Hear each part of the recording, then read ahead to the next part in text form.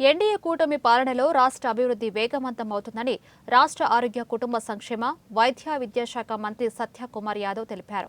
NDA కూటమిలో భాగంగా ధర్మవరం నుండి పోటీ చేసి మంత్రిగా బాధ్యతలు స్వీకరించిన అనంతరం తొలిసారి కడప జిల్లా ప్రొద్దుటూరుకు విచ్చేసిన సందర్భంగా సత్యకుమార్ యాదవ్కు కూటమి నాయకులు స్వాగతం పలికారు. వాసవి సర్కిల్ నుండి Yerraguntla bypass road, Mydukur road, Puttaparthi circle మీదుగా టీటీడీ కళ్యాణ మండపం చేరుకున్నారు. అనంతరం నిర్వహించిన ఆత్మీయ సమావేశంలో ఆయన మాట్లాడుతూ ప్రొద్దుటూరు వేదిక విజయాన్ని అందించిన ధర్మవరం ప్రజలకు ప్రత్యేక ధన్యవాదాలు తెలిపారు.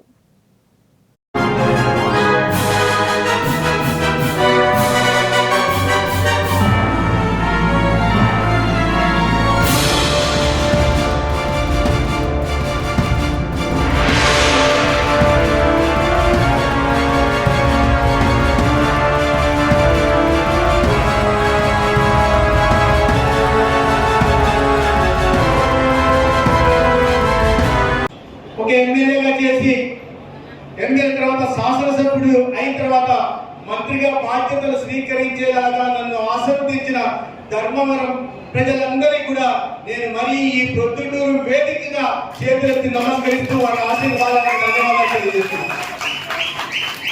మిత్రులారా,